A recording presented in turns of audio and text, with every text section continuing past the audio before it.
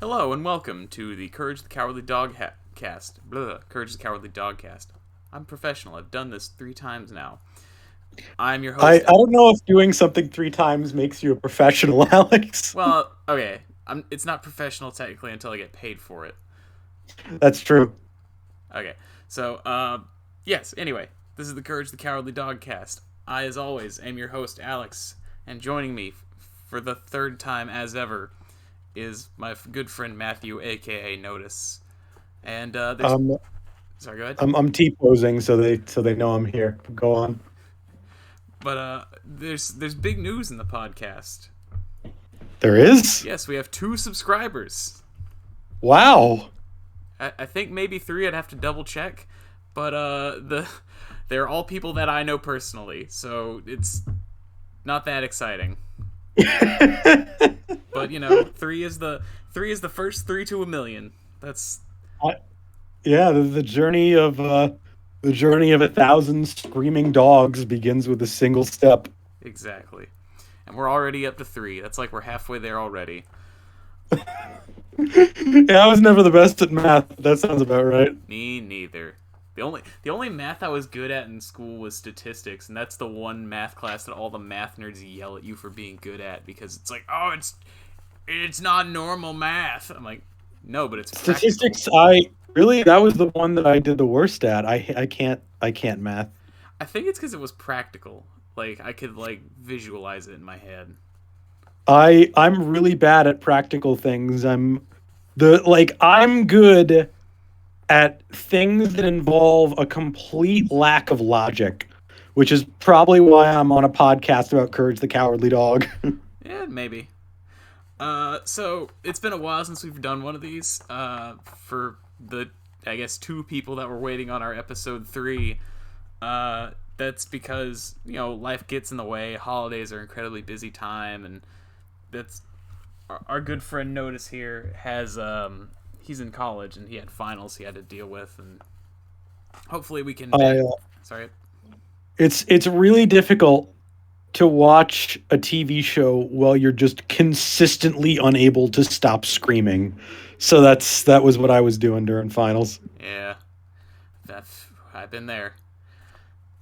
Uh, but yeah, so hopefully we'll be able to churn these out a little more regularly going forward because I enjoy making this podcast. I think it's a fun way that we can dedicate like an hour of our time to just talk about a funny show that I enjoy very much, and hopefully you get some enjoyment out of as we go through it as well.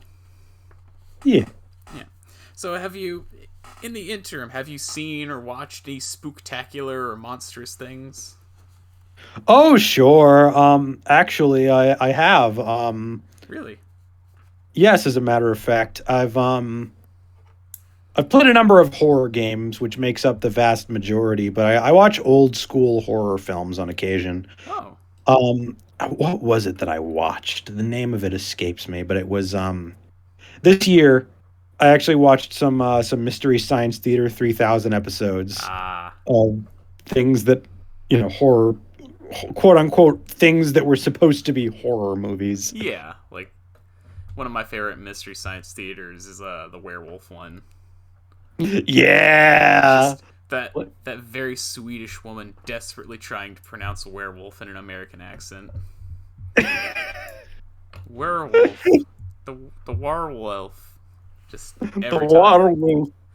The As for like actual factual scary horror, I'm not very good at it. Hence why I was unable to watch Courage for so long. it's there's some spooky episodes. Well, because when I was a kid, the 2 episodes I knew about were like an episode where Muriel is infected with a like parasitic carrot, and like which we'll get to, and the notorious slab episode, which we'll also get to. Uh the slab is one of the all-time like greatest episodes of the show, even though it's like in this episode of the podcast we'll actually talk about what I think makes some of the greatest episodes of Courage, and like the slab has none of those elements. But I think it's so stuck in people's head of that mummy standing outside their house, and he's like a weird CG mummy just shouting, "Return the slam!" It's scared because I had like one of those like the Scooby Doo movie where they meet aliens, Yeah. and like that episode was like stuck on the VHS tape for some reason along with it. And so that was the only Courage episode I'd watched fully, and it scared the crap out of me. Like, I just love the Madden Gods, King Ramsey. Look, I love it so much. I don't remember any of that. I just remember the Oh, CG mummy and then internal screaming. oh, it's so good. It's like a lot of Will episodes of Courage the Cowardly Dog exist in my heart, and that's definitely one of them. I feel like we're going to mention that episode at least 5 times before we actually get to it. Dude, I can rant about like any episode of Courage the Cowardly Dog, hence this podcast. But as for me, I've actually seen some spooky stuff lately as well. I've been collecting trade comic issues of a series called Ice Cream Man, which I highly recommend to anyone that loves horror or anthology horror comics.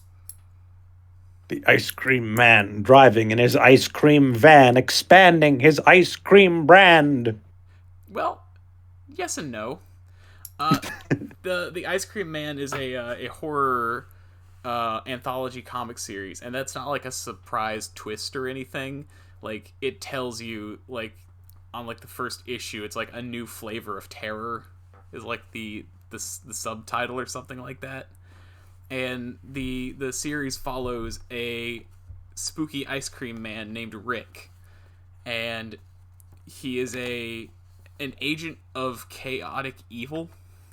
Like, and you know how some characters grow and develop over the course of a series? Yeah. Rick just gets nastier and more bored. Like, if an arc can be tracked for Rick at all, it's that later issues of Ice Cream Man, Rick goes from like an agent of chaotic menace to being just a neutral evil. Where it's like chaos has become boring to him. Now he just wants to observe misery for the sake of misery. Like, This has got to be like one of those. He's got to get his groove back.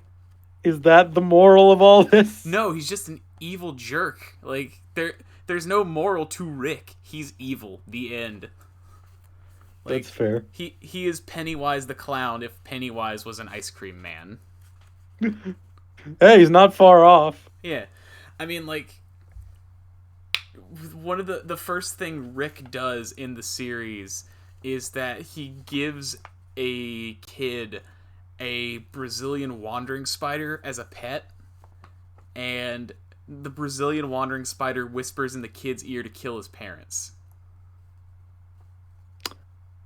I wonder where you get those. Is that just like an Australian like native, or do you have to breed them special to do that? Well, it's a Brazilian wandering spider, so I imagine it would come from Brazil. I don't know why. I just assume all dangerous spiders are just like born and raised in the Australian outback.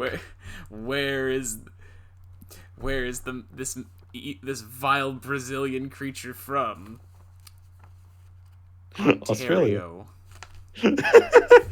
Okay, I guess I just have this mental image of all spiders being spawned in Australia and then traveling to wherever else. Yeah, that's fair. Like, that's not fair. It's a stupid idea. I mean, like, they've got a lot of venomous stuff in Australia, and I mean, yes, it's very stupid, but like, I can see why your brain does that. But like, I would also say Ice Cream Man is not. It's not horrible all the time. Like any good series. It's there's a quote by Henry Zabrowski, who is a host of the Last Podcast on the Left and major horror aficionado, where a horror movie to him is a drama that has a monster in it, and there are some incredibly good drama stories in Ice Cream Man, and it's not always doom and gloom, and sometimes the people overcome the tribulations set forth by the Ice Cream Man, and it knows when to let you breathe and feel good before like the next issue where like you're back knee deep in the sewers. Yeah, because like you can't. A lot of like amateurs try to go absolutely full hog all the time. Yeah. You got to take breaks. You Yeah. got to slow down so Because the higher moments can feel more high. yeah. You get numb to it. Like you can't be scared all the time. You get scared, then annoyed, then bored. Like one of the best moments in like Resident Evil 8 is like, there's a moment where it's like it's totally different from the rest of the game.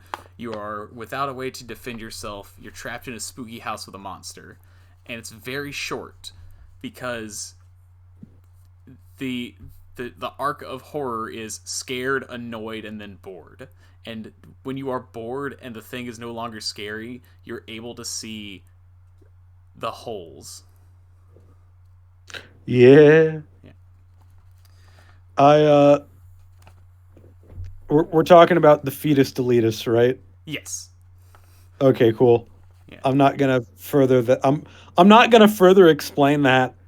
If you've never played Resident Evil 8 and don't intend to, just know that there's something that I refer to as the fetus deletus, Yeah. and You'll that's all know you'll ever know. you'll know it when you see it, or hopefully never see it.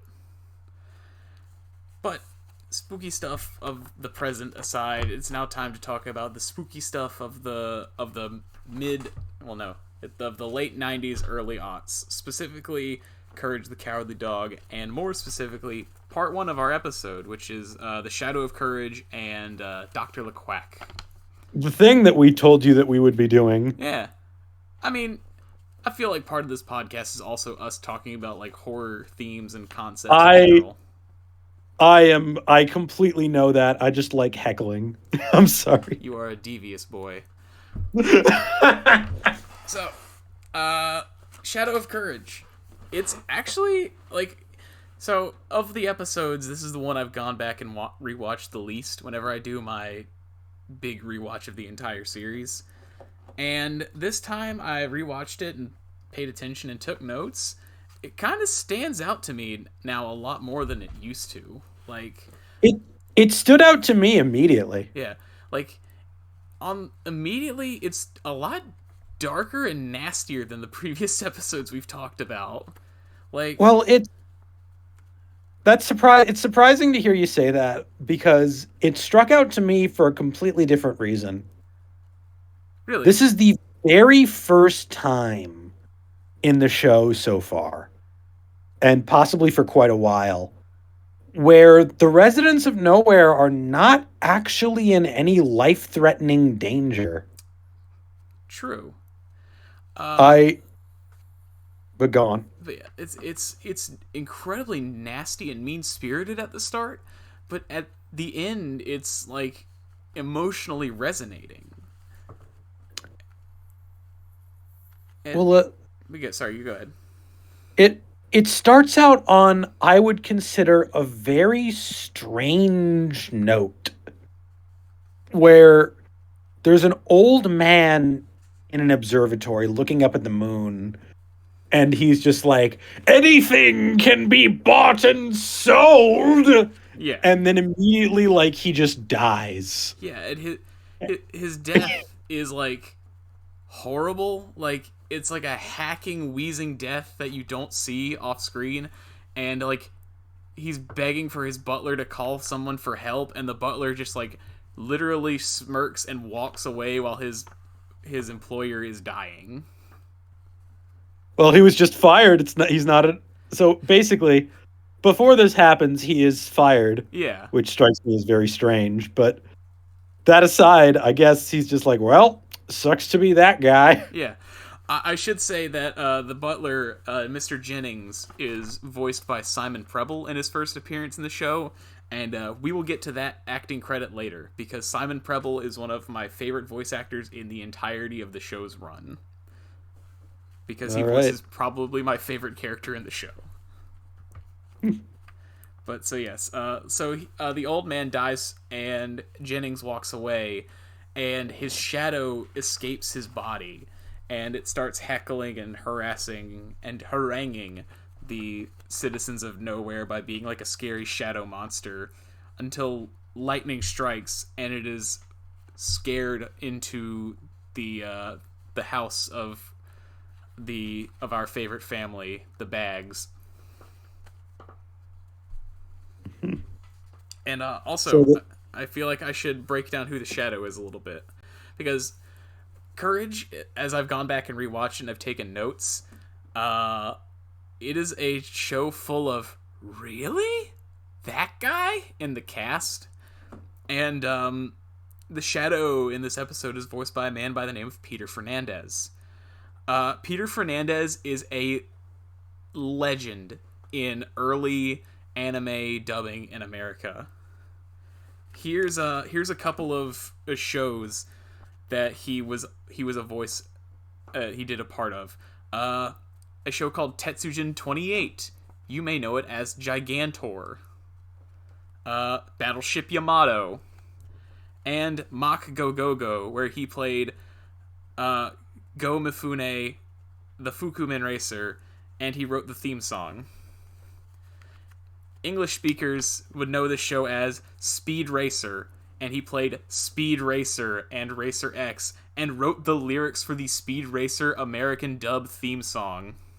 he was Speed He Racer? was Speed freaking Racer and Racer X, and he wrote Go Speed Racer, Go Speed Racer, Go. Huh. Yeah, like, just, that guy? That is this is a certified that guy moment. Yeah, he was part of Tetsujin 20. I know you don't like anime. Like, let's put the cards on the table. Our friend Notice here hates anime in all of its forms and fashions. I don't hate it. I just hate every the major tropes that it uses. Notice Which Notice walks into screenings with like My Hero Academia wearing like a t-shirt with like the American flag on it and like a big like Goofy the dog Disney World helmet, because that's how much he hates anime. First of all, sir, I don't hate anime. I just don't much care for it. On the internet there is Yeah, I guess as far as the internet is concerned, there's no difference, but I okay. know, but yeah, like Tetsujin 28 aka Gigantor was like huge, and Tetsujin 28 is still like, it is the granddaddy of giant robot shows. And the fact that Peter Fernandez was like, he wasn't a major voice on it, but he's here in Courage the Cowardly Dog. It's just like John Dilworth knew a guy who knew a guy who knew Peter Fernandez, and I think that's how they wound up here. But this is also the first time in the series that we see the farmhouse. Is it? Yes. Really?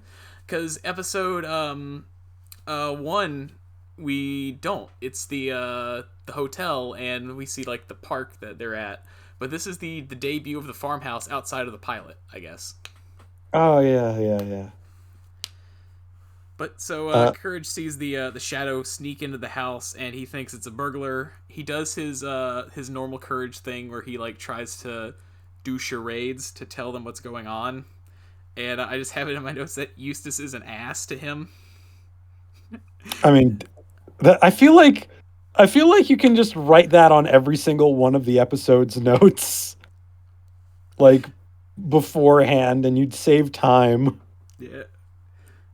I did write down some of my favorite jokes in this episode, which for people that are listening to the podcast, I highly recommend you watch the show along with us as we cover them, because one of my favorite gags is like, after Courage is tormented by the Shadow and destroys the attic door, Eustace just glares at him and says, "Did you break that door?"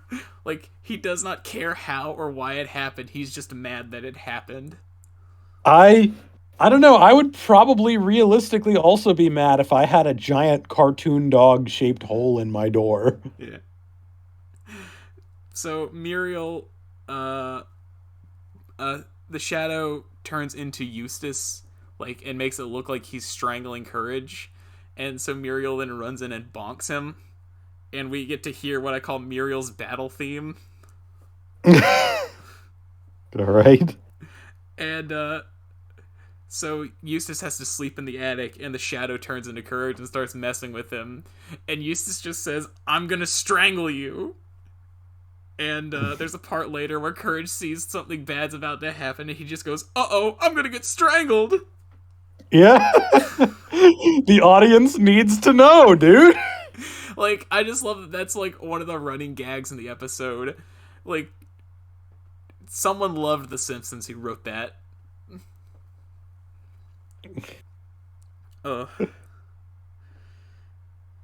So, Eustace gets attacked by the shadow and tormented, and even though Eustace is an ass to Courage, Courage goes to investigate and tries to figure out what's wrong and help Eustace, because Courage, at the end of the day, is a good dog. Yeah. And so he's afraid of the shadow, and he goes to my favorite character in the entire series for help, the computer. I love the voice of the computer. I looked it up afterwards and I was shocked to find it was not Stephen Fry. Yes, it's not Stephen Fry. It's not that dude from NCIS. It is Simon Preble once again, the It, voice of Mr. it Jennings. he is very, very clearly trying to do Stephen Fry, and it's working. Yes. Well, I think that's also just his speaking voice, because Mr. Preble has had a long career in narrating audiobooks. And in fact, he has won an, I didn't know this existed, he won an Audie, which is apparently the Oscars for audiobooks. We've gotten Oscars for everything these days. One of these days, you and I, we're going to win the Oscar for Courage the Cowardly Dog related content, Dude. like a Screamy. Well, somehow it'll be called like a Golden Shirley or something like that. Yeah. Or no, it'd be a Dilly. It'd be a Dilly Award. Someday, And you and me. It'll be like a golden statuette of John R. Dilworth's head. He's just smiling, and he's got the 1,000-yard stare of a man who knows too much. Well, no, in the background of a lot of shots of Courage the Cowardly Dog, you can sometimes see like a little caricature of John R. Dilworth that he draws of himself. Huh. Yeah, like if you ever see like his head looks kind of like a triangle, and like he'll usually like instead of Acme, the brand of gag products is Dill, like DIL, because of John R. Dilworth. Makes sense. Yeah. So like if you ever see like a photo of like a triangle-headed guy in the background, like especially in the bag home, like that's John R. Dilworth. That's his little caricature that he stamps on the show. But yes, so the computer's voiced by Simon Preble. He is a viciously sarcastic computer, delightfully British, and his first line of dialogue is literally him calling Courage a twit and insulting him. Like, his very first line in the show is quote unquote, "You twit." I love the computer. He's not around in every episode, but the episodes that he shows up in, it makes me smile every time. And there is actually an episode where he is the main character of, and it is one of my favorite episodes in the show. Because it is an episode, not to spoil much of it, but basically the computer gets the opportunity to live a life, and he's like, I'm going to live this life to the fullest. Why are you afraid of the world? I want to experience everything I can. One of the things that happens, like, so I'm trying to think right now. So we've gotten to the point where the shadow escapes from the corpse of the old man and sneaks into the house and starts causing mischief. Yeah. What struck me though is when I say causing mischief, I do literally just mean mischief. Like he's messing with them. Yeah. He's not actually doing anything. Yeah. We cannot forget the important lessons we learned from the computer, how to defeat evil shadows. Do you remember what they were? Yes, number one, pleasant conversation. Number two, find a new house. Yes. It's either try to talk to it or make it leave, or you leave. Or you leave, yeah. So Courage hears some scary noises and he goes to investigate the basement. And for the first time in the show, we get one of his iconic phrases, "The things I do for love." He is. I'm only now beginning to realize that Courage is very Jewish. I don't no, he's from New York. Like that's his, like Oh, yeah, I, the voice actor for Courage and a lot of the main voice cast are from the New York area. okay. I, Notice. okay. So what you guys should all do is forget that the last few sentences happened and continue about your day, please. Yeah, because I'm not gonna edit this. That's in for Are life. you sure you're not gonna edit this? I don't know how to edit. I don't have editing software. This is it, baby. Oh God. Look, we'll just apologize on Twitter or something later. I'm gonna get canceled. It's fine. You made it. Wait. So I had a anyway, good. see, if my plan C for this podcast was on, he would have said something 10 times worse by now. Okay, cool.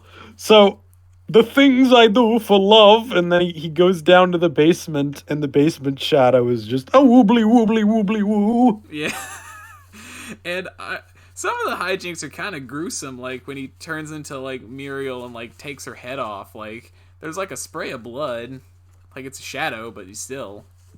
I It strikes me now that like Courage fought the shadow literally just by taking a flashlight and then turning it off and on a bunch of times until the shadow was just like stop.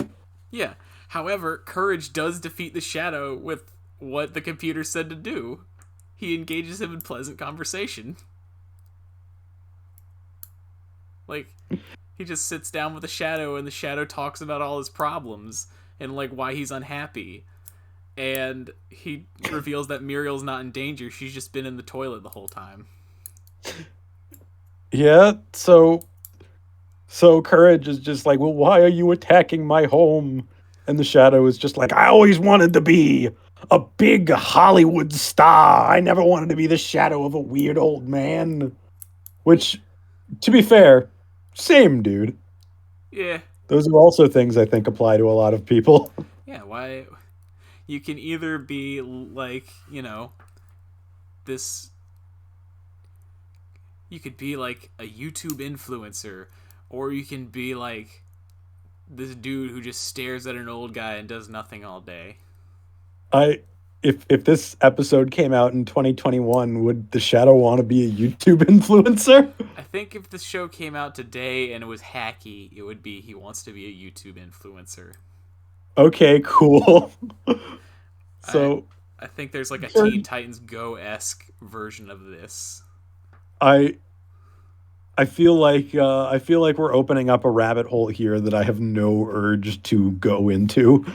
But essentially, Courage, he sees the shadow is like he wants to get the shadow out. So he's just like, I've got an idea.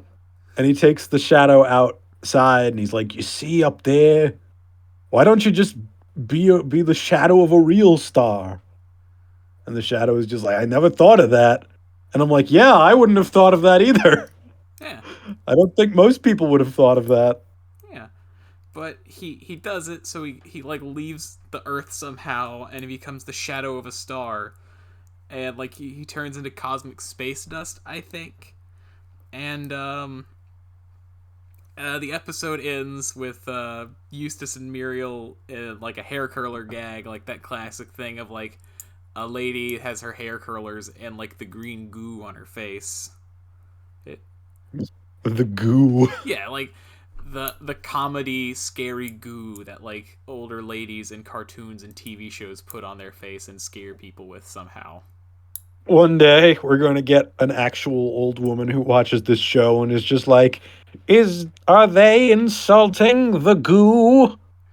I mean, I think it's like Moisturizer? I don't I know. can't believe they're insulting my tub of green comedy goo. I mean, I didn't think it was funny, but I get the joke. Like, it's it's an ancient joke from like the days of black and white Hollywood. Well, I feel like there's a lot of. We'll get into this in the next episode, but there are a lot of old school cartoon jokes in this show. Yeah, like courage being like the strangling stuff that makes me laugh is it's just The Simpsons. Like Homer strangling Bart is used to strangling Courage. Like Simpsons did it. Same silhouette too. Yeah, but it has the funny thing of Courage going, "Oh no, I'm gonna get strangled!" Like he knows what's coming, and boy does he hate it.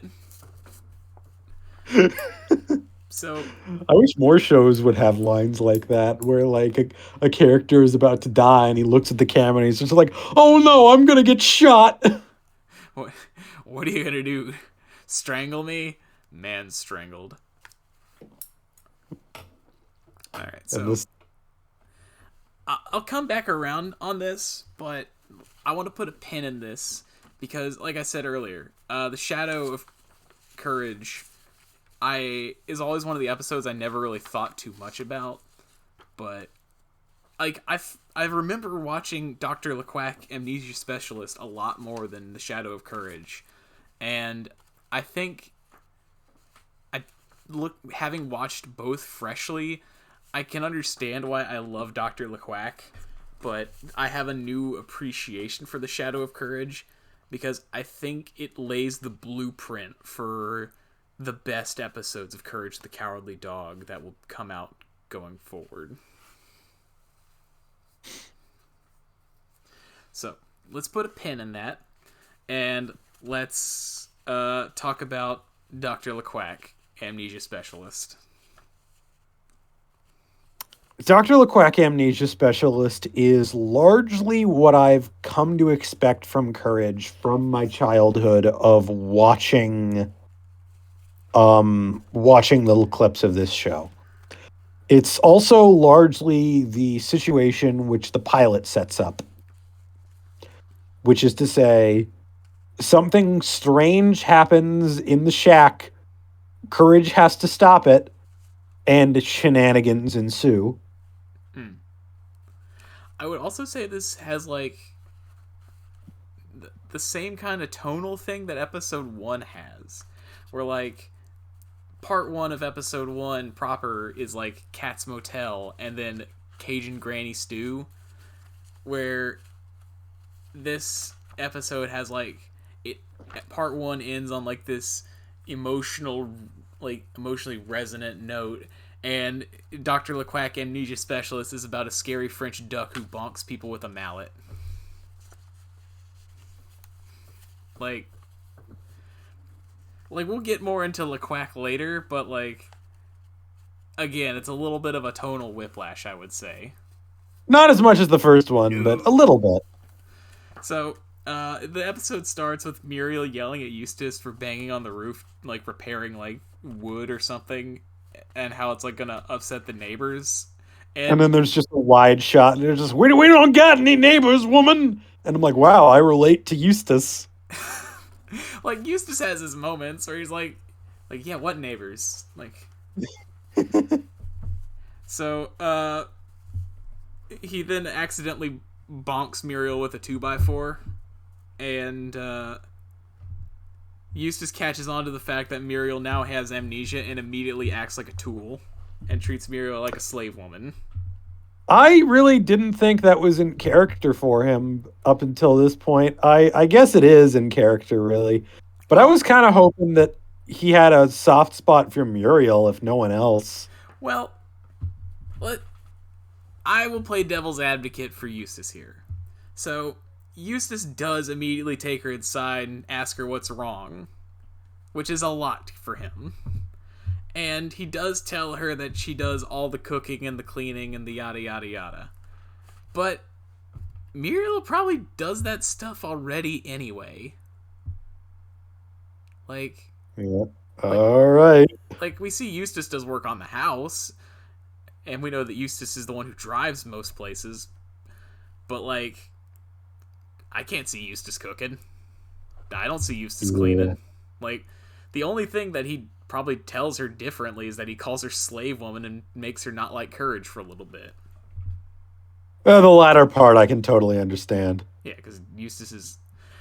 I would say that Eustace's biggest problem with Courage is that he thinks Muriel cares more about Courage than she cares about him, which is not true. I think Muriel loves both of them equally, and Eustace is just kind of an ass. So, Courage goes to the computer, who he asks for help from an amnesia specialist, and then we get Dr. LeQuack. And Dr. LeQuack is like, ha ha ha, I am French. He is a nefarious French duck with a big blue pompadour who, for some reason, puts on a fake mustache before going to meet people he's never met before. Yeah, that's another gag.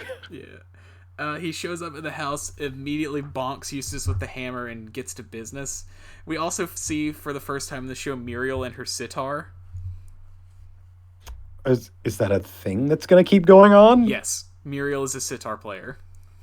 Okay, I thought that was just a random thing that was happening. It will return. Muriel is a practiced sitar player. I don't know why.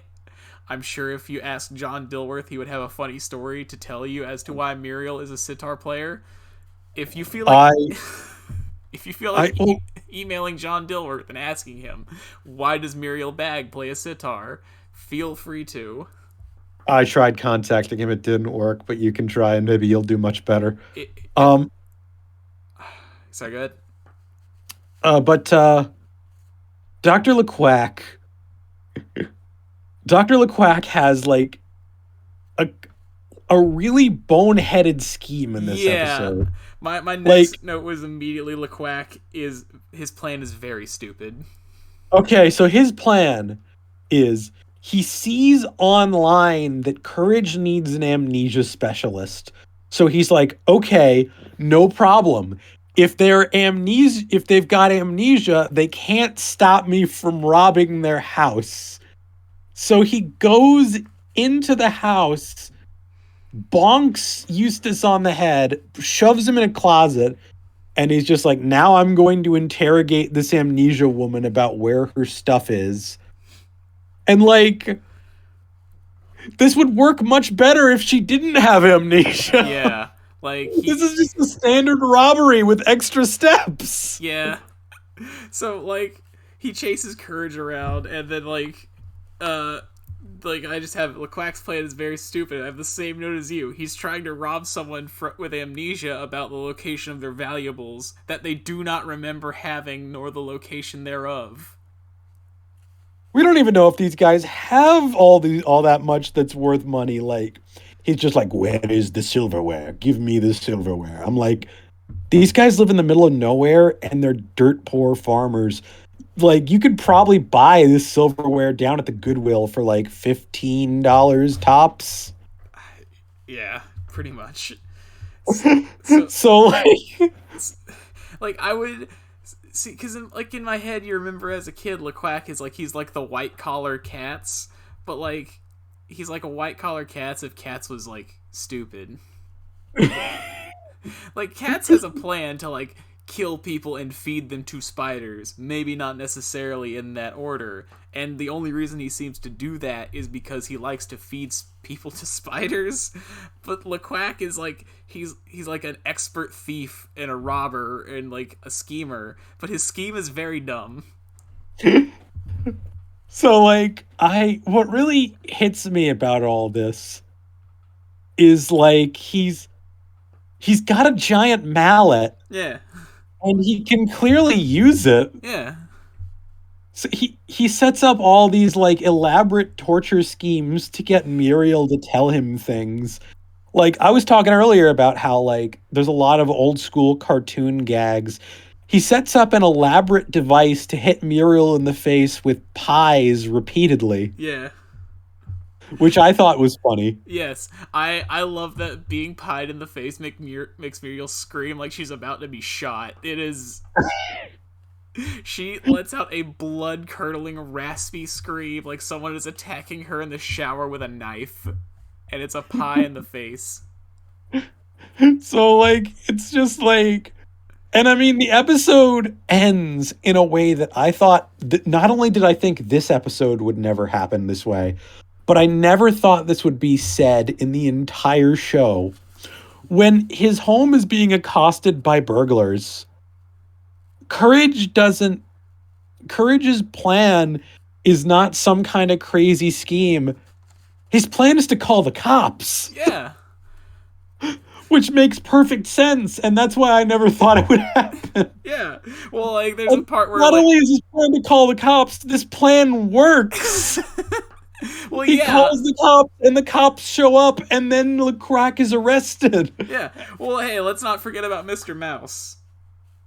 Mr. Mouse. Oh yeah, he also hires like a massive thug mouse with $2 to to beat up LeQuack, and this also works. Yeah, LeQuack. The gag is LeQuack is like menacing Muriel with a piece of stinky cheese, and so like a giant mouse and like a wife beater shows up and like eats the cheese and punches LeQuack in the face, and Courage just hands him like $5, and he goes, "Thanks, Mr. Mouse." No prob, and like he just leaves. It's like, so what we've learned from this gag is that there's just a giant beefy mouse living in the house that Courage can occasionally just hire with fivers. Mr. Mouse will make a return appearance as the show goes Oh on. god. And it's I'm looking forward to that. I to spoil it, every appearance of Mr. Mouse is basically this. A problem is occurring. Cool. Mr. Mouse, if he was a main character in the show, there would be no danger. He is just too strong. He is too powerful. All he needs is like whatever cash he got in the wallet, and he will solve the problem. I just really think that I think that we could all use a Mr. Mouse in our lives. Just every once in a while, there's like an insurmountable odd that you can't cross, and you just hand like a mouse a fiver, and he's like, "Yeah, okay." Jeez, big old moth flying around me. Anyway, so in the fracas, LeQuack bonks Muriel on the head to knock her out, which cures her. And yeah, like you said, Courage's plan is to literally just buy time until the police show up and arrest LeQuack, which they do. Well, the real surprise to me is just like, imagine how many horror stories you've seen, period, where the solution that works is they call the cops show up, they arrest the bad guy, and this solves the problem. Yeah. Like, he's like an evil, like, he's a menacing con man and, like, master thief who hits people with a big hammer, and it's really, he's, like, kinda, like, he's French, I get, like, for some reason I have in my notes, he's like an evil Arsène Lupin, if Arsène Lupin was a duck. And, like, but, like, yeah, you just call the cops, and, like, you hide until the cops show up, and they arrest the guy. I would really like to see a version of a lot more horror stories where, like, Freddy Krueger is haunting my children's dreams. I'm just gonna call the cops, and then the cops show up and arrest Freddy Krueger, and that's the end of the movie. Like, there's just a big slumber party. like all the police show up with like pajama pants on and like big sleeping bags, and, like Johnny Depp or whoever is being attacked by Freddy Krueger, and like they just like slap dream handcuffs on him. They're going all the way for a long time, Krueger, and Krueger's just like, yes. And then he doesn't do anything. Yep. I also, in true New Yorker fashion, the cops in Courage the Cowardly Dog are all Irish. Oh boy. Yeah. So they put him in like, they put him in the cartoony jail truck thing. Yeah. That all cartoons have. And then they drive away, and the finishing shot of the cartoon is LeQuack escaping in a cop uniform, and he's like, "You have not seen the last of LeQuack." Yeah, and then it does like the closing screen gag on LeQuack's beak instead of Courage's nose. Yeah, again, classic classic cartoon, very much so. Yeah. So like I like LeQuack is one of my like I want to say this a lot. Like LeQuack is one of the characters that I remember the best, and he's like near and dear to my heart. But his debut appearance is very stupid. Like I love it. I personally like it. I would like to see more episodes resolve in this fashion. I've got good news. LeQuack, much like Katz, is I think Katz is the villain that recurs the most in the show. LeQuack is the one who recurs the second most. Okay, cool. So We'll see more of him. I hope he's just as stupid, I mean, honestly. he told you you have Yeah, not I mean, he did tell me that. you have not seen the last of LeQuack. So I can't. Ooh. I am literally rating this episode on a 2 episode basis, so I can't really comment on the episode's quality compared to others, but I eventually will. Yeah. So what did you think of the episode? Well, like I said, it's hard to rate it Oh, compared it's to others, hard. but it is the very first episode of Courage the Cowardly Dog that is exactly what I remember. Okay. Like something creepy happens. Monster comes to terrorize Courage and Eustace and Muriel. Courage deals with the problem, and that's the episode. Yeah. The broad strokes formula for Courage is that. But I would say more to that, especially with the Shadow of Courage. It like we're gonna bring it back around. I think it lays the skeleton or the blueprints of what people often remember as like the greatest Courage episodes. And I think those 3 elements are something scary happens or is like scary adjacent, comedy, and an emotional center. Because Makes sense to me. like Cat's Motel, it has scary elements and comedy, but there's no real emotional center to the story. Whereas like episodes in season 4 with like The Mask, Perfect, the evil veterinarian that's like the origin of Courage the Cowardly Dog. What else? This episode, like not so much with this episode, but episodes like this one, where it's like there's something scary here, or it's adjacent to scary, like with the shadow of Muriel ripping her own head off, and like a monster that's attacking or causing problems for the family, gags, but at the end of the day, it's Courage is helping someone deal with some kind of emotional problem, and the monster is defeated either with learning some kind of emotional lesson, or the monster isn't actually a monster all along and they just needed to learn something about themselves. Don't we all? Yeah. Like it's way down the line, but there's an episode where literally the monster is a man who is so consumed with his own sadness that he is turned into a giant monster, and he feels that there's nothing left to live for in this world full of greedy people, and he like digests them in a pool of stomach acid. So, if you guys are waiting to see my debut in a Courage episode, you can wait for that one. This guy is also New Yorker. Okay, if you'd like to see my New Yorker cousin, who is also me, show up in a Courage episode, your cousin Vinny. My cousin Vinny. Yeah, great movie. Yeah, I've seen it. These Utes. I love Joe Pesci in that suit. I can't wait for the My Cousin Vinny episode. That doesn't happen. There's no episode where Courage has to be a beleaguered defendant of a family member in the court of law in a prejudiced southern town that doesn't like outsiders from the north. I feel as though there should be, but we'll get to that later. Well, as we go on, so there's a thing about this episode that you may or may not have noticed, is that this is the most Courage talks in an episode in the entire series. Really, I did think he was talking too much. He talks a lot, especially in the Shadow of Courage, and in season 4 he almost has no dialogue. So it's one of the things that as the show goes on, Courage talks less and less, because I think someone just felt like he's a dog, maybe he shouldn't talk so much. Like he still like will say the things I do for love, and like he will make his noises like the like he'll make panic sounds, and he will say words, but he won't really have much dialogue by the time season 4 rolls around, because in this episode he is like having a full-on conversation with the Shadow.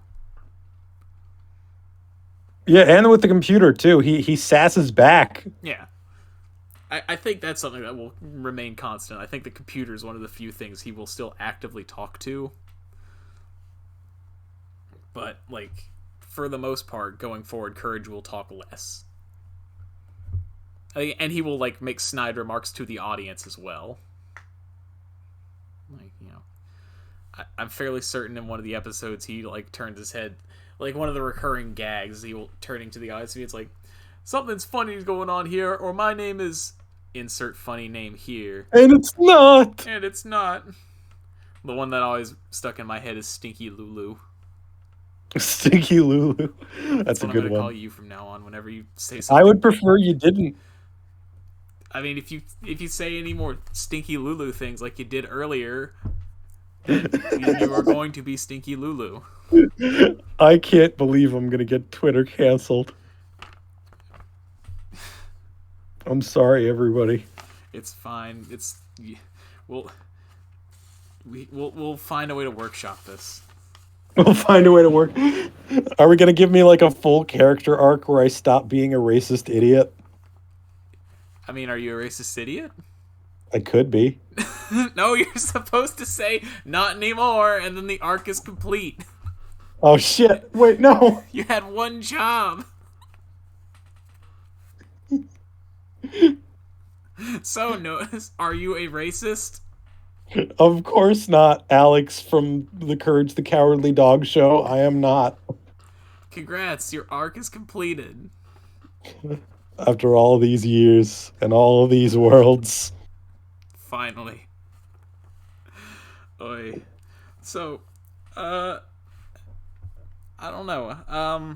I was thinking about maybe, like, asking which of these two you preferred.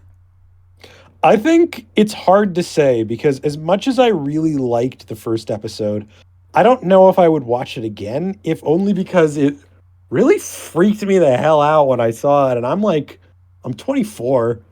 I guess it did a good job, but I meant of like the two we watched, like of LeQuack and Shadow of Courage. Like, which of the two? Oh, would you prefer? probably Shadow of Courage. Yeah. I can relate to that shadow on some level. Yeah, like we all want to be somebody. I kind of like the voice for him too. Yeah. Like he has that thick New York accent. Like a very much I'm walking here kind of guy. Like it's not enough kids cartoon characters sound like they catcall people at a construction site. I feel like it's something we're sorely missing in society these days. When we need, like, I don't know. How do we? I'm trying to think of a way we can workshop this in like Teen Titans Go somehow. Is that a thing kids still like? I probably. I don't know. I'm old. I don't understand things anymore. You're not old. You're 24. You can feel old, but you're not old. But I think that'll be a good place we can stop for today. Next episode we will be watching is, let me pull it up here on my handy dandy notebook. episode will be Courage Meets Bigfoot and Hothead, which is one of the episodes I definitely remember being kind of scary to me as a kid. All right, we'll get to that next time. Yeah. Would you like to sign off with our trademarked catchphrase that we came up with? Well, I was gonna say, ask if you had anything you wanted to shout out or recommend people. Oh, no, I can't think of anything. All right. Well, thank you all so much for listening. I hope that you will recommend the show to friends, family, and if you don't like the show, recommend it to your enemies that you think might like Courage the Cowardly Dog. Yeah. Or if you don't think they like Courage the Cowardly Dog and you hear us and you're like, this is a smelly podcast, I should infect someone with it and ruin their day, then do or that at the too. very least, tell us what we did wrong. Yeah. Well, we know what you did wrong. But you've apologized for it, and we will be uncanceled. Or, when the podcast eventually makes millions of dollars and has 1 million followers, it will be for a great iDubbbz episode if he's still around in 2023. That's right, 2023, 1 million subs. I'm shooting for the moon, baby. Let's go. Let's get this bread, gamers. Exactly. What do we call our fans? Cowards? I think cowards is good. All right. Stay fresh, all you cowards out there. Exactly. So, yeah, recommend us if you like us. Recommend us to people you hate if you don't like us. Subscribe, like, comment down below. If you think we're smelly idiots, tell us, and we will try to be less smelly going forward. But most of all, thank you for your time. And once again, stupid dog, you made us podcast! Ooga booga booga!